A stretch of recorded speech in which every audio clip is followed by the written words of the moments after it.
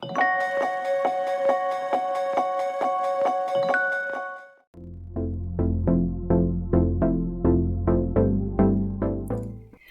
I'm Jo Bailey. I'm a clinical psychologist, and through this channel, I want to be able to bring natural mental health tips and truths to you. Big Pharma currently monopolizes this space that I work in, and I don't believe that that's the right approach for everyone, especially when some really simple strategies exist that are equally good and get the same kind of results and don't involve playing around with the neurochemistry of our central nervous system. So today in this video, I want to tell you how certain foods and dietary changes can directly impact the symptoms and conditions related to things like autism and ADHD. And I can't start this video without speaking to the frightening and exponential increase in autism figures. Last year, in 2020, prevalence rates varied, but on average, research suggests that about 1 in 50 children were being diagnosed with autism. So that's an 86% increase from the data of only 14 years ago, and a whopping 154% increase from the prevalence rates that existed 20 years ago in the year 2000. Now, you can't proceed without stopping and pondering those statistics for a moment. In 20 years, we've increased our diagnosis rates by more than 150%, and surely you have to be asking why, right? Well, professionals and researchers will usually have their answers ready, and they go something like this. We're better at diagnosing now, or the diagnosis process has changed and is making diagnosis more readily available, or we are now diagnosing milder forms of autism. Well, I was practicing 20 years ago, and I knew how to clinically identify the symptoms of autism back then, just as efficiently and as effectively as I do now. So I don't accept that as the reason. We are told that there is no known cause for autism and that it develops from a combination of genetic and non-genetic and environmental influences. We are told that it's not connected to vaccines, but there are links between autism and screen time with babies. We are told that it's not associated with the adjuvants in vaccinations such as aluminium hydroxide, aluminium phosphate, and potassium sulfate. But we're told up to 40 to 50% of variants in autism spectrum disorder might be determined by environmental factors such as maternal smoking or thimerosal exposure and birth trauma. We are told that there are around 100 genes that have links to autism, but no single gene mutation causes it. We are told that autism is increasing because of improved diagnosis, but we don't use any different modern technology to diagnose these days. We still use the same base diagnosis on a very primitive process of observation and self-reports. So really that hasn't changed much at all. Most alarmingly, based on the current models of prediction, possibly 1 in 10 children will be diagnosed with autism by the end of this decade. Does that mean that autism should be considered an epidemic? Well, based on these trends, we need to be seriously questioning the status quo and looking at natural and simple explanations and treatments. And that really is the purpose of today's video. What we can agree on is that autism, and not just autism, but other neurodevelopmental conditions like ADHD, cerebral palsy, and learning disability, degenerative conditions like dementia, Parkinson's disease, or ALS, autoimmune conditions like diabetes type 1, multiple sclerosis, or Chrohn's disease, hormonal problems such as Addison's or Cushing's disease, and chronic health conditions like fibromyalgia, arthritis, and obesity all involve the common denominator of inflammation of some sort. So what is inflammation? Basically, it's the immune system's response to harmful stimuli such as pathogens, damaged cells, toxic compounds, or irritation, and it's a defense mechanism to keep the body safe and well. It is part of our immune system, which is designed to respond to something, to anything essentially, that the body perceives as harmful stimuli and causes the body to react, to respond, to fight infection, to repair damaged tissue, to eliminate an invader, be that a toxin, a virus, or a bacteria or irritant, to heal an injury, to restore full health. See, the body has its own built-in pharmacy in the brain, and it has its own built-in self-healing process. It knows what to do. So inflammation is a normal reaction to something bad. If this inflammatory response lasts a few days, then we consider that an acute response. If it lasts longer than that, we're talking about chronic inflammation, and chronic inflammation is the problem I'm referring to in this video. When you have chronic inflammation, your body's inflammatory response can eventually start damaging the healthy cells, the healthy tissues and organs. And over time, this can lead to DNA damage and tissue death and internal scarring. And here is the point. All of this is linked to the development and the maintenance of many diseases. So in this video, I want to just look at one single commonality that every person does that has a condition, from autism to cancer, where chronic inflammation may be involved. And what is the one thing that every individual here does on a daily basis that may be compounding the inflammatory response? Well, the answer is as simple and as straightforward as eating. They all eat. So what has food got to do with this? It has everything to do with it, and then some. You see, our foods have become the contaminant, the invader, and the toxin that's causing the inflammatory response. Food is medicine, or food is poison.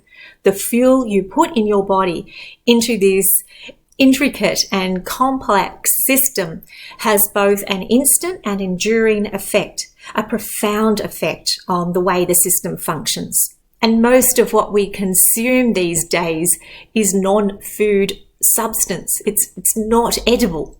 Our food has become the very toxic invader that triggers the chronic inflammatory response.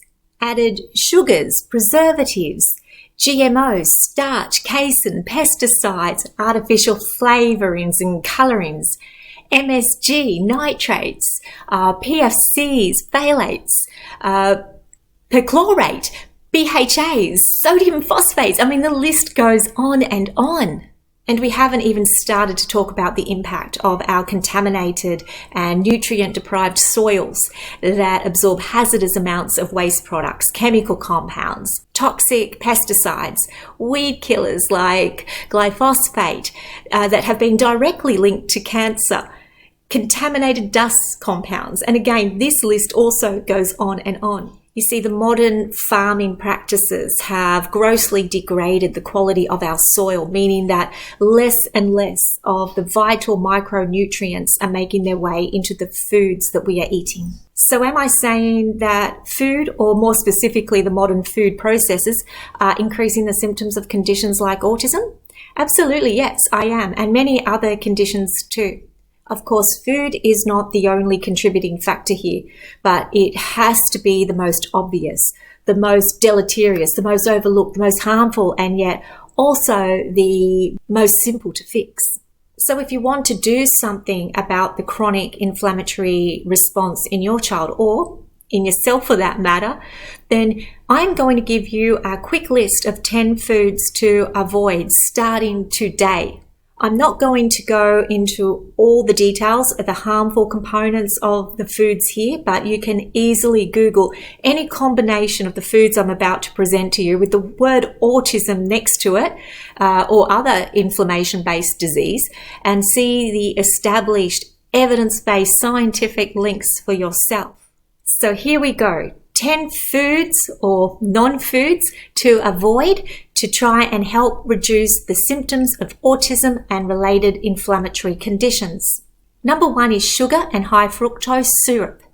Not only is sugar a pro-inflammatory, but it also increases erratic brain cell firing, and it is very addictive. Research has found that people with ASD, like those with type 2 diabetes, have impaired glucose tolerance and excessive levels of insulin. Sugar is hidden in many foods, even many of the foods you might think are healthy foods, and it keeps children in a chronic state of inflammation. Number 2 are trans fats, things like packaged cake, pastries, fast food, microwave popcorn, and some margarines. Studies have been looking at the impact of trans fat consumption in pregnancy, with some studies showing that the intake of polyunsaturated fats can affect fetal brain development and increase the risk of things like autism and ADHD. So it's not just what the child eats later on, it's also what the developing brain is being fed during incubation.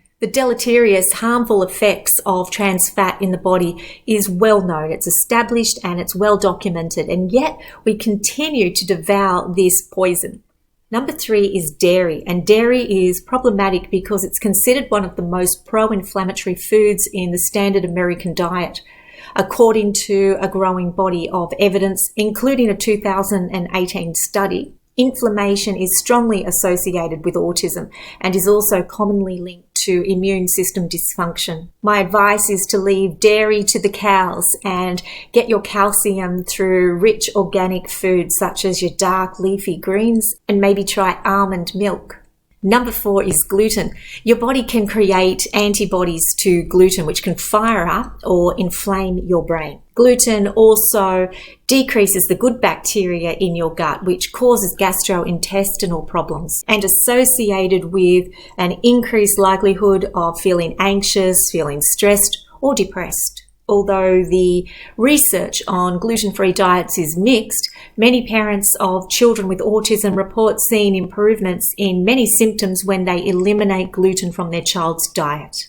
Number 5 is corn. So this one might surprise you. But in addition to corn being the leading pesticide crop in the States, it also has the most unhealthy fatty acid profile. It's very high in the omega-6 fatty acids that promote inflammation compared to the omega-3 fatty acids that are considered anti-inflammatory.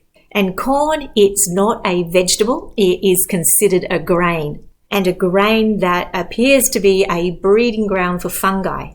A 2015 study I've just finished reading was identifying 46 fungal isolates that were derived from maize grains, and there is simply nothing truly beneficial and many potentially harmful effects from the consumption of corn. Number 6 is processed foods and meats such as bacon, hot dogs and salamis. All of these are high in additives, preservatives and saturated fats, which we know are linked to inflammation. Number 7 are your vegetable oils. So this again is all about the omega-6 component, which vegetable oils are often loaded with. Additionally, the unsaturated fats that are found in vegetable oils, when they're heated, tend to oxidize. So in this form, they're more dangerous to body tissues and can trigger that inflammatory response. Number 8 are refined carbohydrates. Research shows us that refined carbs may cause inflammation in the body, and it's similar to added sugars because nothing really slows their breakdown. They hit your bloodstream quickly and they spike your blood sugar levels, and elevated blood sugar levels lead to inflammation. Number 9 are your artificial sweeteners. Your body cannot process artificial ingredients very well, so substances such as aspartame and monosodium glutamate may trigger an immune response. Aspartame, it is a neurotoxin that the body frequently reacts to and attacks, therefore causing inflammation. So if you think replacing your high sugar soft drinks with the artificial sweeteners, replacing your Pepsi for Pepsi Max is a good idea, then think again. It's possibly an even worse idea. The best thing to do is to eliminate both of them, or at the very least, consume these substances or these drinks very conservatively. And number 10, it's more for the older kids and for you adults as well. It's a fairly obvious one, and it is alcohol. I can't end without mentioning alcohol. Alcohol causes inflammation in the intestines, and it also impairs the body's ability to regulate the inflammation. In turn, inflammation will worsen alcohol-related organ damage, but ultimately excessive drinking can have serious implications for long-term health, but even casual drinking can cause acute inflammation that leads to cumulative effects. So simply put, chemical compounds and unnatural non-food substances have no place in our bodies. What I recommend is an elimination diet. So go through the list that I've presented to you today, one category at a time, and eliminate one category and then add the next category and watch the effects, the positive effects on your body. Watch your body heal and start feeling like a new person.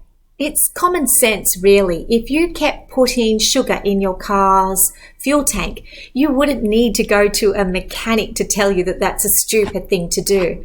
And it shouldn't surprise you that your car isn't running very efficiently with all that junk in the tank. You don't need someone to tell you what is glaringly obvious. Listen to your body. It already knows. And when you've got chronic inflammation, that's your body's way of screaming at you to stop harming it. You can also start eating anti-inflammatory foods such as tomatoes, adding olive oil instead of vegetable oils to your cooking, consuming nuts. Some fatty fish is healthy. Leafy green vegetables, definitely great for calcium and antioxidants, and fruits such as oranges, strawberries, blueberries, and cherries. Other ways to fight inflammation include exercising for at least 20 minutes a day, getting your heart rate up and maintaining a healthy weight, getting enough sleep, limiting stress through relaxation and mindfulness techniques.